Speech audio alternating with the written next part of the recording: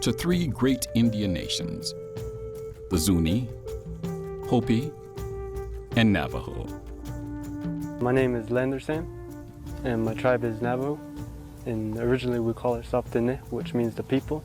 Back then, the Spanish, they label us as Navajos because we used to steal their horse, because in English it means horse thief. Yeah, well, we label us as Tene, which means the people. Land itself, it gives off its beauty, and people do their artifacts, their artwork, their arts and craft. It's pretty much like a lot of beauty in the land. Yeah, that's like what attracts a lot of the tourists and the people. This special place for Native people has, hidden deep in its canyons, ancient and mysterious rock art and writings. Rock art and writings telling stories and rituals of long ago.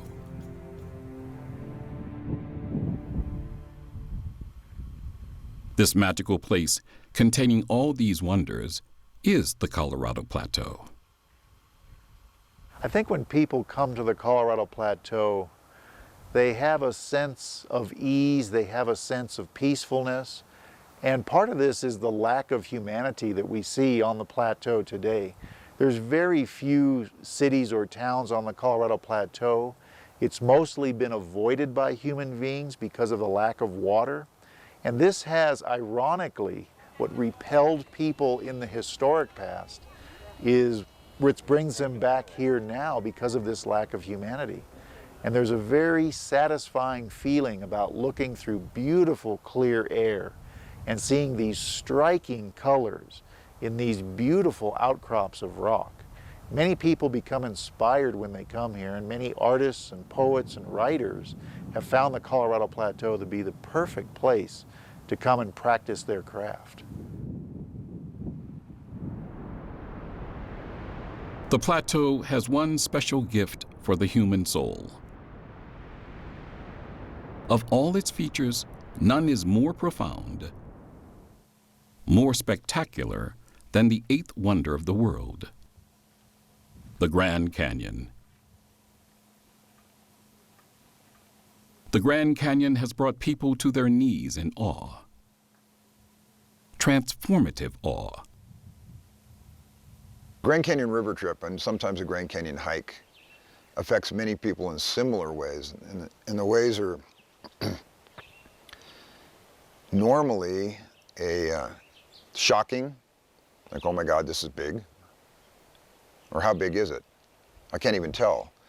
And then once people get sort of a handle on what sort of environment they're in, and that it's a separate world from the rest of the world, it's hemmed in like a lost valley, like a fictional place in some novel. The reality of it, once it starts to creep in, and then the understanding of how much time has passed in the creation of these rocks, many, many formations, usually affects everybody in a similar way, which is, wow, this place is old, this place is big. And many people say it in different ways, but our lives are nothing but the one beat of the wing of a gnat relative to this place. And then the next revelation that most people experience, and this happens a lot, is that, gosh, my life is short. I better do something with it. And frequently people think about, well, what have I been doing, and why was I doing that? I'm going to make some changes. So I'd say that if you had to boil it down, the #1 catalytic effect of Grand Canyon on people is a revelation that this is not a dress rehearsal. You got to do it now, whatever it is, and people make changes in their lives.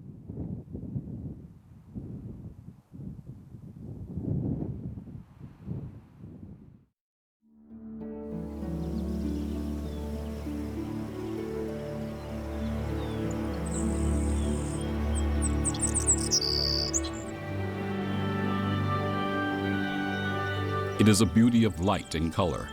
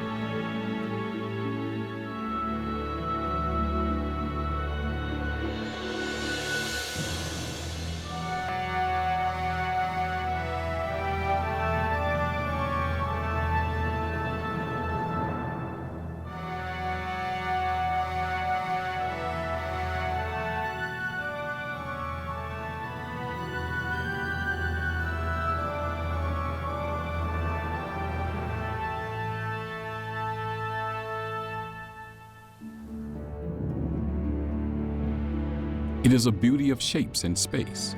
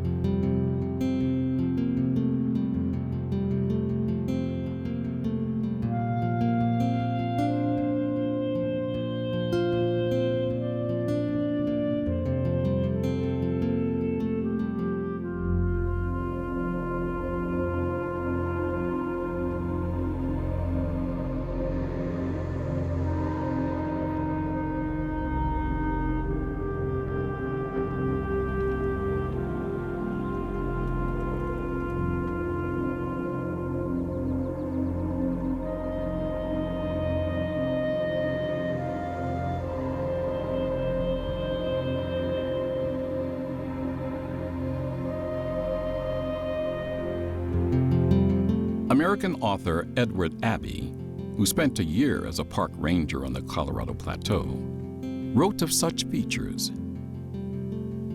If they have any significance, it lies, I will venture, in the power of the odd and unexpected to startle the senses and surprise the mind out of their ruts of habit, to compel us into a reawakened awareness of the wonderful, that which is full of wonder. Even though description, photography, and video can inspire, the true beauty of the Colorado Plateau is something one needs to personally experience. I think the canyon country in general on the Colorado Plateau is so fabulous, so almost otherworldly that we as Americans are absolutely blessed that we have this sort of scenery in our country. It just amazes me aren't more people who take a look at it. But it's profound enough, in my opinion, that it's almost a sacred experience. In order to understand why all this beauty is present in this one particular region of the planet, you have to understand the geology of the Colorado Plateau and the forces that have shaped this marvelous landscape.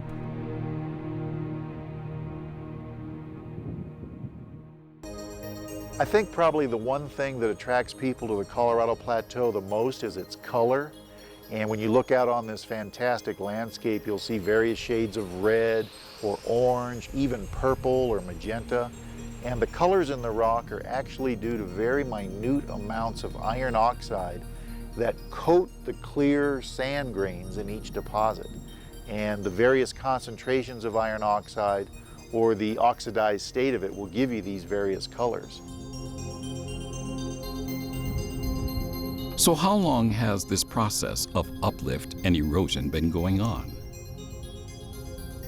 Most geologists would say the process started around 70 million years ago, a time when the dinosaurs were approaching their last great extinction. An extinction that only birds survived. At first, the uplift of the plateau was swift, geologically speaking. Now most geologists agree that the uplift is complete. An uplift that, when combined with the erosive power of water, has left behind an incredible array of awe-inspiring formations. I think when you look at the worldwide landscapes on planet Earth, the Colorado Plateau probably has more protected areas than any area on the planet of a similar size. And you think to yourself, how is it that so many areas have been set aside to be protected for all human beings? And it must be because of the geology of this area. The geology is the foundation which is given this landscape and given it the look that it has. And so many foreigners come to the United States to see the Colorado Plateau, and whether they know it or not, they're coming to look at its geologic heritage. That's what is left behind this beautiful landscape called the Colorado Plateau. A geological heritage that is preserved in the greatest collection of national parks on the planet, each distinct and special in its own way.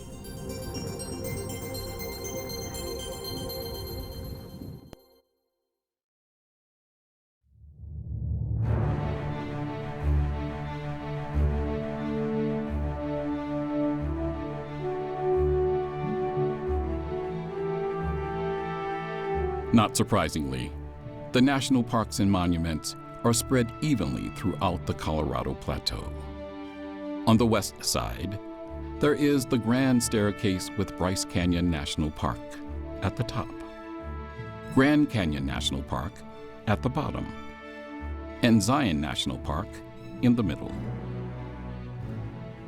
On the far eastern side of the plateau, there are the archaeologically significant parks, Chaco Canyon, Canyon de Chelly, and of course the jewel of the Anasazi culture, Colorado's Mesa Verde National Park. Also located on the eastern half of the plateau are Arches National Park, Canyonlands National Park, and Capitol Reef National Park, all located in the state of Utah. Further south is Arizona's Petrified Forest National Park. And then there is the expansive Lake Powell, extending from Arizona into Utah. The damming of the Colorado River at Page, Arizona, has created this incredible sea of blue. A sea of blue creating incalculable dendritic or tree-like patterns. Patterns accented by the flaming red rocks of the plateau. Lake Powell National Recreation Area is a national park preserved area that a lot of people might not think of when they visit the Colorado Plateau, and that's because Glen Canyon Dam has blocked the Colorado River and flooded Glen Canyon in the process. But only about 15% of that national recreation area is covered in reservoir water of Lake Powell, leaving 85% of the territory just as it was before Glen Canyon Dam was built. And the tremendous diversity of landscapes that can be found in this recreation area is staggering. And it's a little known secret on the Colorado Plateau that Lake Powell is just the avenue to get to many of these other places where you can see geology in all of its glory, right in the heart of the Colorado Plateau. And the best way to see this geology in the middle of this hot, dry desert is, ironically, by boat. Sailing on the cool, crisp waters of Lake Powell. Glen Canyon Dam is built into the Navajo sandstone, and as a person travels upstream for the first 40 or 50 miles, you get into younger and younger deposits, the Carmel Formation, the Entrada Sandstone, the Morrison Formation. And then about mid-lake, the rocks start to arch up from beneath the lake, and then you see the Navajo Sandstone again, you see the Kayenta Formation, the Wingate Sandstone. You can see Navajo Mountain and the Kaiparowitz Plateau, and there's just a wealth of landform features that can be seen from the waters of Lake Powell as one travels upstream.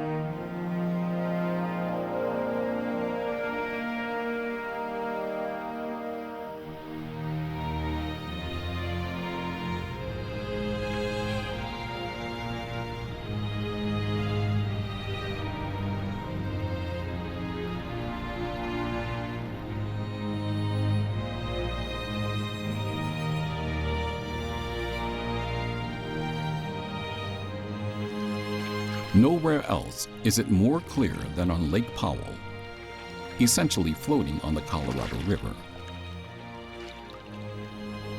Nowhere else is it more clear that the most important force in shaping the Colorado Plateau is the mighty Colorado River. So beginning high in the Rocky Mountains, we have a lot of snowmelt that coalesces as runoff, and it comes off the western slope of the Rocky Mountains. And this runoff coalesces into two big drainages, the Upper Colorado River in the state of Colorado and the Upper Green River in Wyoming and northern Utah. And these two rivers come down, they collect 70% of all the water that's found in the Colorado River.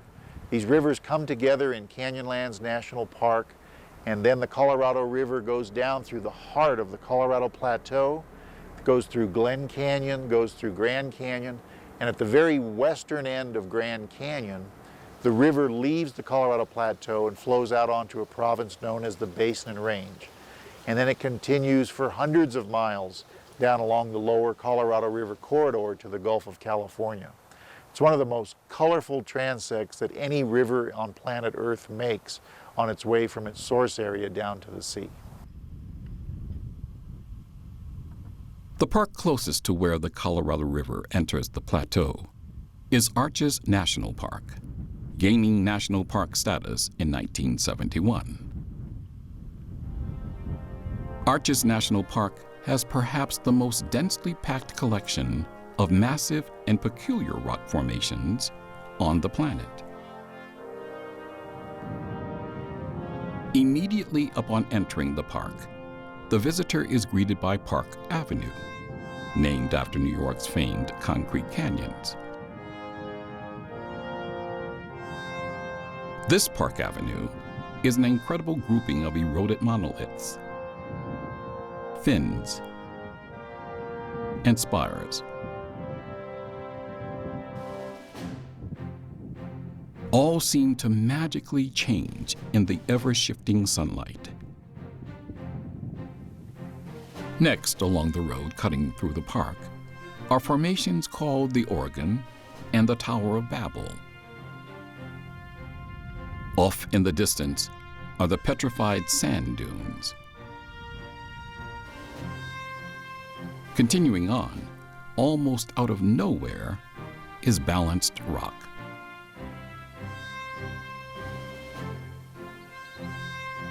Now the visitor is ready for the park's namesake, Arches. At Arches National Park, you have a number of circumstances that have come together and acted in concert to create the arches. The first thing is that you have a couplet of deposits.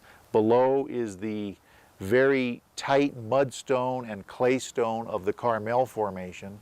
This is overlain by windblown sand of the Entrada Sandstone, which is very porous, where water can move through readily. And long before this area was exposed to erosion, these two deposits acted to conduct groundwater along the base of the Entrada Sandstone. And what this did is it weakened the cement between the sand grains in the Entrada, and this caused little pockets of it to become weak. When the area was uplifted, a series of vertical fractures were imparted into the Entrada Sandstone, and weathering along these joints or fractures caused these fins to form. In fact, there's a place in Arches National Park called the Fins. Well, because of this previous weakening of the cement in the sand grains, now they weather out into these holes and they break through these thin fins to create the many arches that you find here in this national park. And there's more arches in this national park than any comparable size landscape on the planet. What's left is the most famous arch in the world. Delicate Arch is one of the most visited arches in all of Arches National Park. And it's probably the combination of the hike up this gently sloping ramp that brings you to Delicate Arch, but then when you get there, you come around the corner and you see this fantastic arch that has the La Salle Mountains in the background. And the setting of Delicate Arch is really unmatched in the whole national park. You get this broad view but then you also have an arch that rises dozens and dozens of feet around the surrounding landscape. As the sun sets and the moon rises, the park takes on a whole new unworldly character.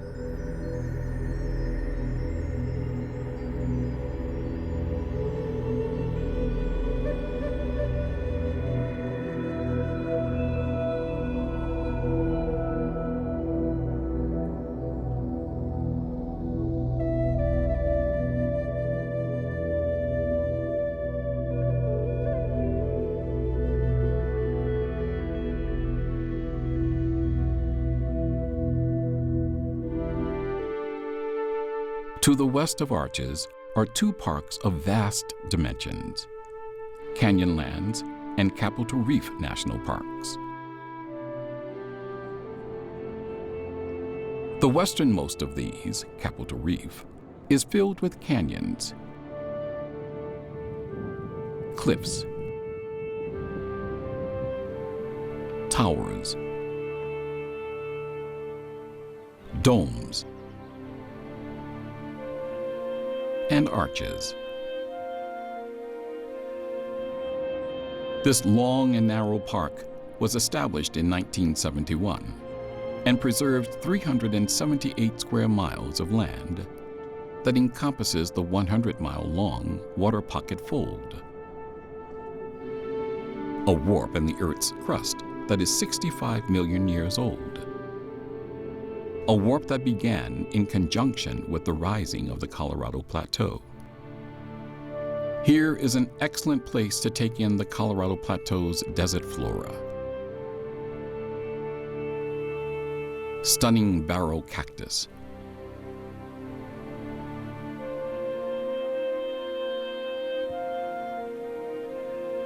yellow and red prickly pear cactus,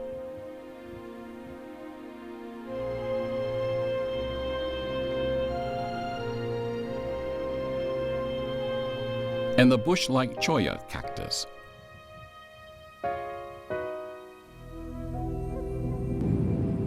Contemporaries of the Anasazi, the Fremont sculpture petroglyphs, picture writing or rock graphics, are some of the finest in the world. They are found throughout the Colorado Plateau, but here they are especially concentrated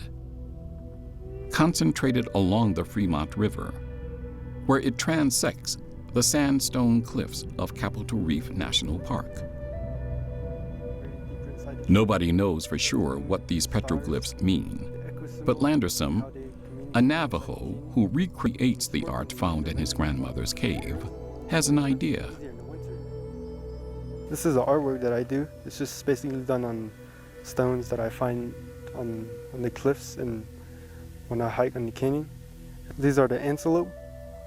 They use the antelope, the antlers for like pecking in the walls to make the ruins and the pictographs and the petroglyphs. And they use the skin for clothing.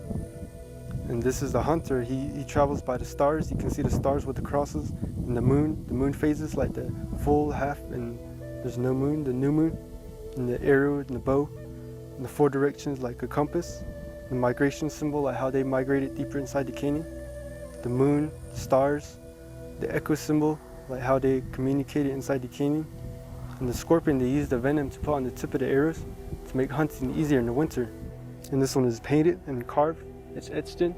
Also have a tool for it, a tool that I use. It's basically done with a nail that's flattened and sharpened like an arrowhead.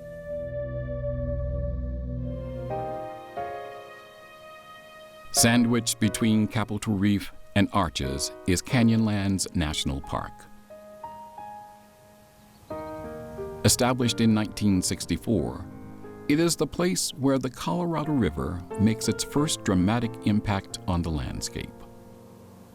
Canyonlands, to me, as a geologist, is the heart of the Colorado Plateau. There is no other park that exhibits all the qualities of the Colorado Plateau in one place as much as Canyonlands National Park does. And probably the most important attribute to this park is it's the place where the two big rivers come down out of the Rocky Mountains, and they have their confluence right in the heart of the national park. And in the old days, before 1922, this was the junction of the Green River and the Grand River, and only below that confluence at that time is where the Colorado River used to begin. The alcoves in and around Canyonlands National Park contains some of the most stunning rock art found anywhere in the world. Rare wall paintings, sacred paintings known as the Barrier Canyon style, or tiny people perched on their shoulders. It is hard to dismiss their extraterrestrial-like quality. And one can only imagine what these figures must have meant to the people who created them.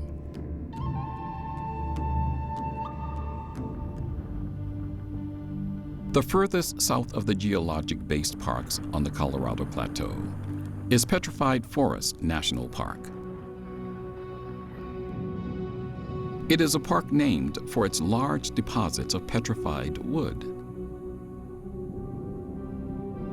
Established in 1962, it covers about 146 square miles of semi-desert scrub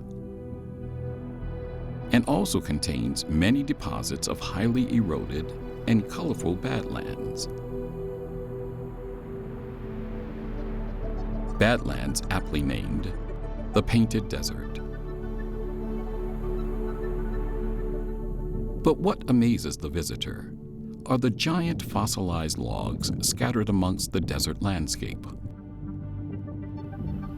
Fallen trees that lived in the late Triassic period, about 225 million years ago. Harder than the Chinle Formation's matrix which contains them, these ancient fossilized pines are left behind as the colorful Chinle sediments are washed away by water and wind. The Chinle Formation appears on the surface throughout the Colorado Plateau, where it erodes differentially into badlands. Badlands made up of cliffs, gullies, mesas, buttes, and rounded hills. Here in the park, the multicolored Painted Desert is an exceptional example of this geologic process. Petrified Forest is an interesting place on the Colorado Plateau because here is a large concentration of petrified logs that are strewn about the landscape. And the name is a little bit of a misnomer because I've run into a lot of people from back east who had visions of driving their car on a highway where this stone forest of still standing trees was going to be present on the landscape. And when they get there, they see the Chinle Formation, which at very first can be off-putting when you see this very dry and dissected landscape. But as you start to wander around the petrified forest, you see these huge tumbled driftwood logs that were caught up in the shale of the Chinle Formation. And they've been beautifully preserved into gem-quality jasperized logs. And a visit to the petrified forest is really a visit to the Triassic past here on the Colorado Plateau. The trees are basically found of 3 different species, but by far the greatest concentration of trees is in a genus called Araucarioxylon. And these ancient trees from the Triassic period about 225 million years ago are thought to be very close relatives to the Araucaria trees that grow in the Andes Mountains of South America today, and also closely related to the Norfolk pine of Norfolk Island in the South Pacific. At various locations in the park, the fossil logs can be found still embedded in the sediments. The logs are found at different horizons within the Chinle Formation. Geologists split each formation into certain members, and it's the Petrified Forest member and the Shinneramp Conglomerate member where most of the trees come from. And you're looking at a thickness of rock that's probably about 200 feet. And at various horizons within this 200-foot thick layer are these trees. And what's interesting about this is that wherever you find one petrified log, you find dozens of them. And this has led geologists to believe that what we're looking at are ancient log jams. When a big volcanic eruption would happen back in the Triassic, it would send out a huge ash cloud which would knock down trees growing along riverbanks, and then these floods would come down and they would coalesce the tree trunks into these great big log jams. And typically wherever we find one petrified log, we find dozens. And then you'll move along that horizon for Sahara Desert today. I wonder if the Anasazi would know at Mesa Verde National Park if when they were building their homes in these alcoves, they were in the sandstone of a beach that was washing up on the Great Cretaceous Seaway some 75 million years ago. Yet they did build them.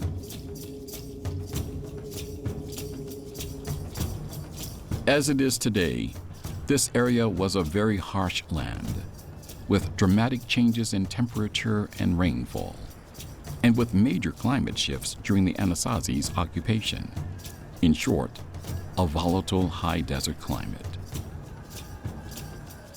As everywhere else in the Americas, the Colorado Plateau was first inhabited by people who subsisted by hunting wild game and gathering fruits, seeds, and roots. Exploiting these resources meant that these hunter-gatherers, as they are called by archaeologists, had to live in small mobile family groups or clans. That changed everywhere on the planet when humans learned that plants and animals could be cultivated and domesticated. This happened in the Americas with the rise of maize cultures. The emergence of the Anasazi as a distinct culture began with this shift from hunter-gatherers to agriculturalists. Dwelling units, they appear as kivas. The building of the Anasazi pueblos occurred in 3 cycles. Starting in the Mesa Verde area, they built pueblos. Then they moved south, and then back again to Mesa Verde. This was a slow migration process. They change between living in communities of small single-family farms and then occasionally grouping together into larger villages where many families lived side by side. And that happens in at least 2 and perhaps more cycles during the 600 to 1300 year time period. At least twice people were living in communities of single family farms, and then at the end of an occupational cycle that's about 300 years long, they move into these larger villages. Then that cycle starts over again. They begin with dispersed communities, and towards the end of that cycle, they aggregate into larger villages again. The last 2 migrations produced the Golden Age or Classical period of the Anasazi. First at Chaco Canyon in New Mexico, and then finally in the spectacular cliff alcoves of Mesa Verde in present-day Colorado.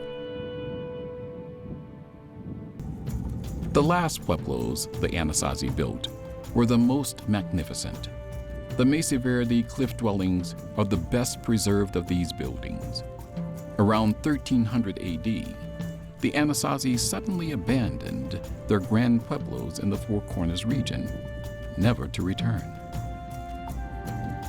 They spread south into the Rio Grande River basin in New Mexico and Arizona, and became the modern-day Pueblo, Zuni, and Hopi tribes.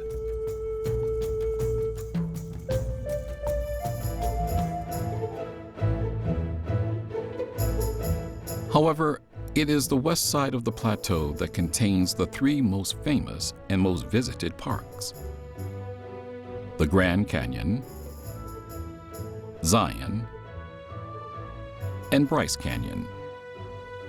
Each represents steps in what is called the Grand Staircase. Each park takes you further back in geologic time. Indeed, the bottom layer of the Grand Canyon is the ancient core of planet Earth. There is nothing more magical than a sunrise at Bryce Canyon as the morning rays creep over the canyon's famous hoodoos. These layers that make these colorful hoodoos at Bryce Canyon were deposited in a freshwater lake only about 40 million years ago. And much of the modern landscape was coming into existence when the rocks at Bryce Canyon were laid down. A lot of people really like these colorful hoodoos at Bryce because you're very intimate with them when you go there. The park is not large, it's easy to get close to all of the features at Bryce, and sometimes you get this reflected light back onto the hoodoos, and it makes them almost come alive for people when they visit there.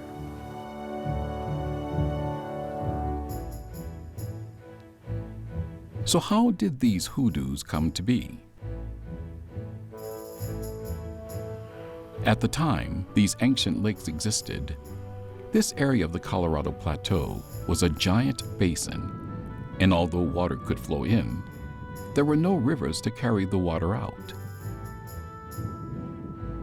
Instead, sediment forming at the bottom of the lakes just kept building up. Yeah, well, actually, we get the request. Kevin Poe, affectionately called the singing geologist, gives talks at Bryce. He compares the sediment to the residue in a bottle containing an instant orange drink, Tang. Sediment, yes, of course, okay. So here we are on the top of Dutton's Grand Staircase, which he called the Pink Cliffs, which is, I mean, you know, was the guy colorblind? I mean, come on, this is orange, right? Well, it wasn't that he was colorblind, it's just that Dutton never really got very close, as it turns out. When you look at this same layer of rock, clear out on the horizon there's the Powell Point, named for Dutton's boss, John Wesley Powell, and you'll see when you have to look through all that atmosphere disturbance, the rock does kind of turn pink.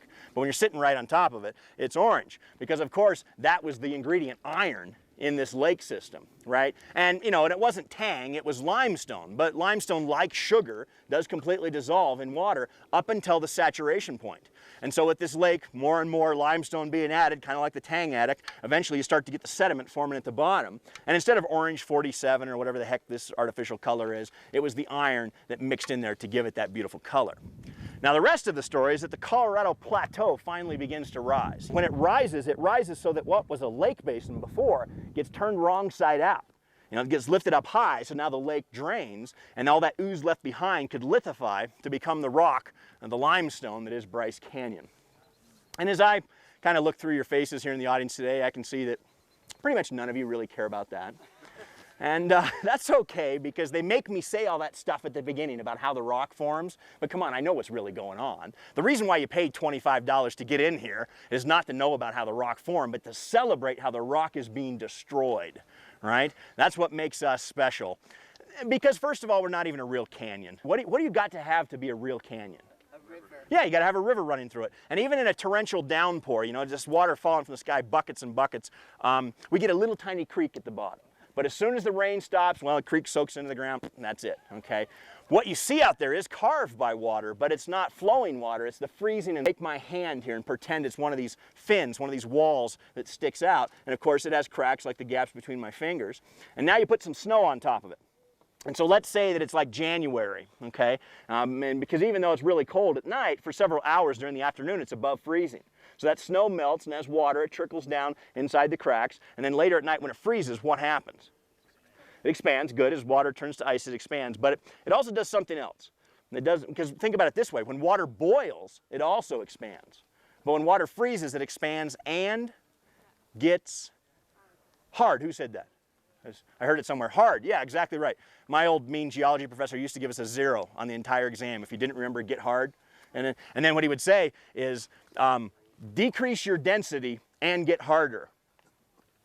Think about that for a minute, right? There's only one substance in the universe that can do that, and that's water. And that was the point he was trying to make, a spectacular process to, you know, expand and yet get harder. And so as water does this, it starts forcing apart holes in the rock. Eventually that hole becomes so large it can no longer support its weight, and the roof caves in, and the delicate sticky up things on either side, that's a hoodoo. That's how they form. And those hundreds upon thousands of them you see out there were different parts of cracks and holes in rocks and now stand by themselves.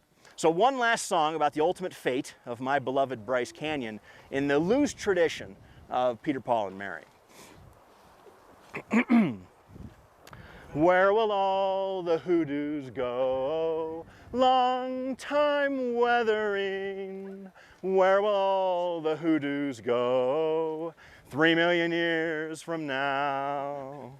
Where will all the hoodoos go? East Sevier River will tear them down. Now you have learned. Now you have learned about the Bryce Rocks. My name is Ranger Poe, and thanks for coming out and rocking today.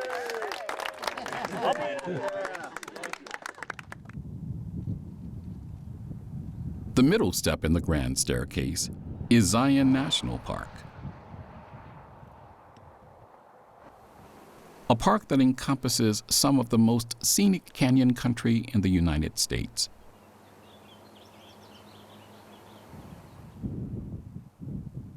It is characterized by high plateaus,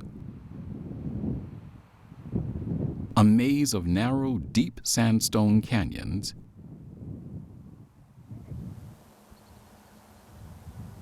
and striking rock towers and mesas.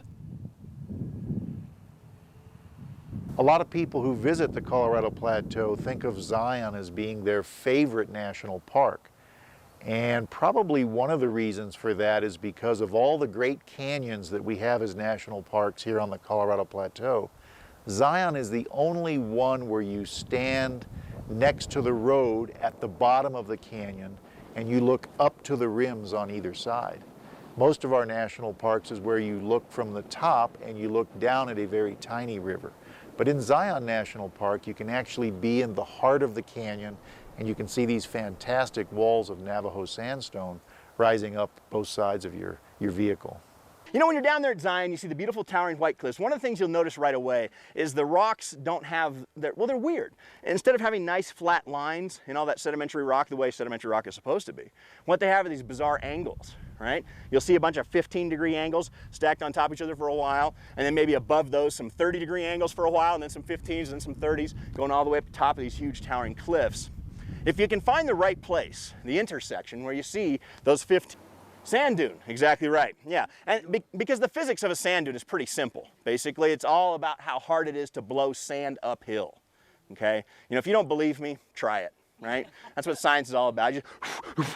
The best you'll ever do is maybe about 15 degrees blowing those little grains uphill. And if we were to, there's not a lot of wind, but let's say the wind's coming this way towards us, okay? So then the shape of the sand dune would be something like this, because the little grains, they'd go uphill, but once they get over the top of the slip face, once they're protected from the wind, then they can stick to each other up to about 30 degrees. And that's how you get that shape of a sand dune. Whether it's a sand dune in the Sahara Desert today, or a sand dune in a gigantic desert that was centered on this region about 200 million years ago. So here we've got the land now as a desert. Great big ocean of sand centered on the Utah region here. And what you can see is that, you know, the whole Utah's covered, it's spreading out in different areas. And it's not that the wind blew continually the same direction over and over again. So they're not individual dunes that are gigantic tall, but they're dunes stacked on top of dunes.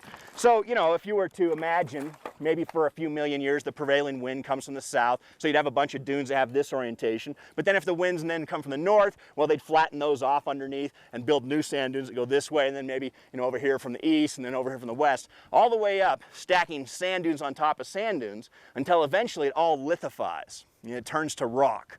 And that's how you get the sandstone, the white cliffs. But Zion is more than geology. It's a place where the visitor can experience a desert riparian ecosystem of plants and animals. As the sun pours golden light onto the white walls of Zion Canyon, the plateau lizards scurry frantically about over sandy trails, soaking up the heat of a desert day.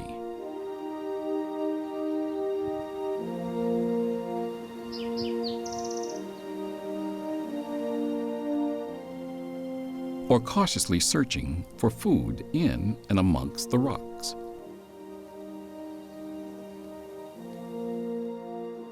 Mule deer graze near the edge of the road, looking for lush foliage.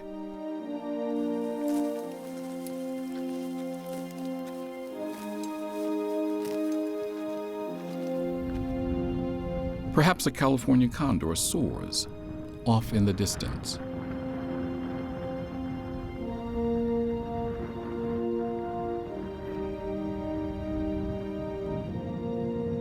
And there are wildflowers.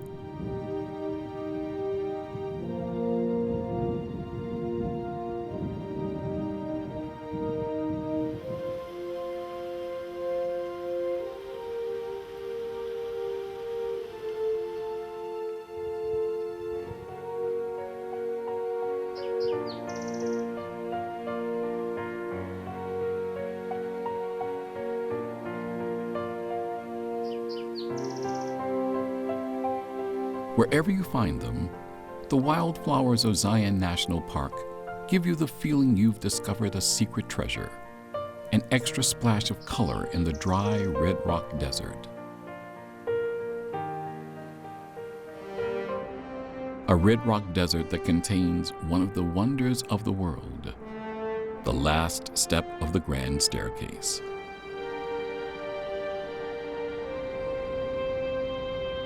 There is something about the Grand Canyon that is beyond words.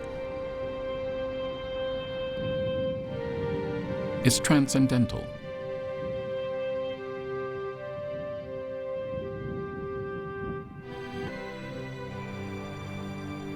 Michael Guerrieri has written numerous books on Grand Canyon and knows its power intimately, its power over people. Fortunately, there's the movie, The Bucket List. It's a cute little movie, but it's now become sort of a major cultural touchstone for the people that I take down the river. And not everybody, of course, but in general, in the world, there are a lot of experiences all of us would like to somehow experience. You know, most of us would like to be in a gondola in Venice at some point. You know, most of us would like to at least stare at Kilimanjaro, if not climb the thing. And one of those bucket list items is Grand Canyon, or the Southwest in general, canyon country. And I think now what beckons people that didn't used to is actually, gee, you're missing out if you don't see it. I think prior to, you know, for the last 100 years before that movie, The Bucket List, came out, I think people were entranced because the descriptions of other people, almost word of mouth and an occasional movie or documentary, there must be something pretty amazing out there, we should go check it out. And you know, more of a personal interest in seeing America's most beautiful and elaborate scenery. Since then, I think that's still operating, but in addition to it, there's this idea that, well, before you die, you got to check all this stuff off a list, and Grand Canyon's on that list.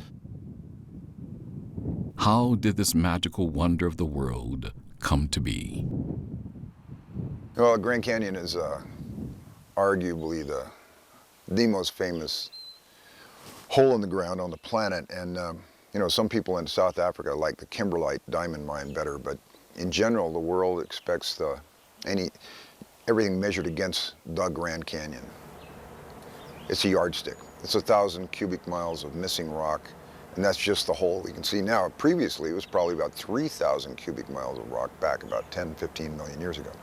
This is a big hole in the ground created by the uplift of the Colorado Plateau and the river holding. Different rivers ran through as far back as 70 million years ago during the last of the dinosaurs. There was a river that flowed from west to east along the same route, more or less, but opposite direction.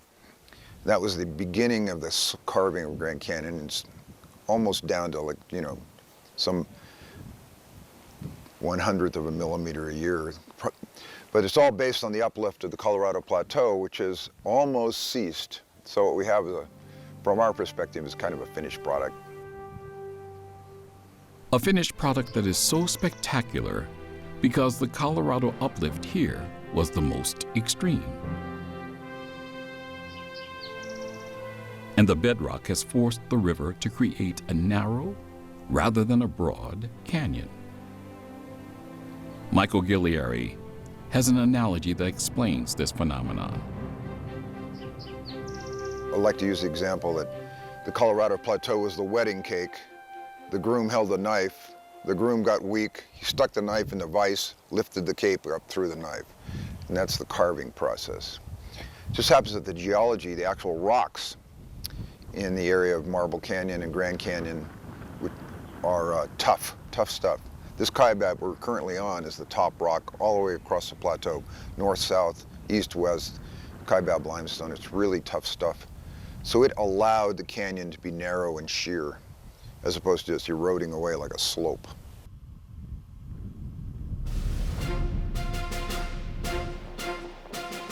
There are a number of great journeys of discovery that are part of American history.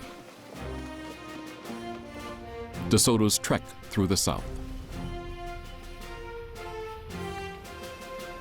Coronado's exploration of the Southwest, Daniel Boone crossing the Appalachian Mountains, Lewis and Clark's epic voyage to the Pacific. By the end of the American Civil War, only one journey of discovery in America remained: the Grand Canyon. And the man who was going to conquer it was John Wesley Powell.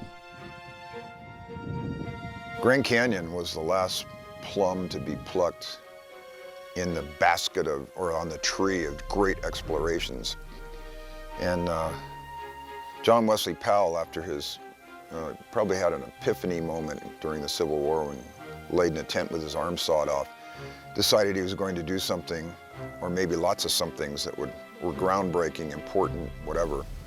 He was sort of a narcissistic specimen, but he managed to put together an expedition partly funded by his own money, donations, a little bit of federal money, and gathered up a bunch of mountain men, bought 4 very unsuitable boats, beautiful boats that went fast, but boats that wouldn't turn a corner, called Whitehall haulers, and headed down the river. And strangely to me, because I've gone through all the original journals written by everybody and original letters, to retranscribe them into something you could read. He didn't write much, a couple of thousand words in an entire 99-day trip, but he did cover that ground. There are probably 3 or 4 people who had done it before him, but all inadvertently or on a raft or whatever. But that expedition became well publicized in Scribner's magazine and an 1875 government report. It fired up the imagination of the nation because it was a hair-raising trip, and 3 men didn't even survive it. So it became a bit like Lewis and Clark's expedition, with the exception that Lewis and Clark didn't lose anybody and Powell did. It also opened up to the world the idea of fantastic chasms that were beyond the ability to imagine, because his flowery prose in describing what he experienced, what he saw, was apparently equal to the task. Very few people have described as well as he has the grandeur of the place. A grandeur that anyone can still experience. Experience even by boat, as John Wesley Powell did.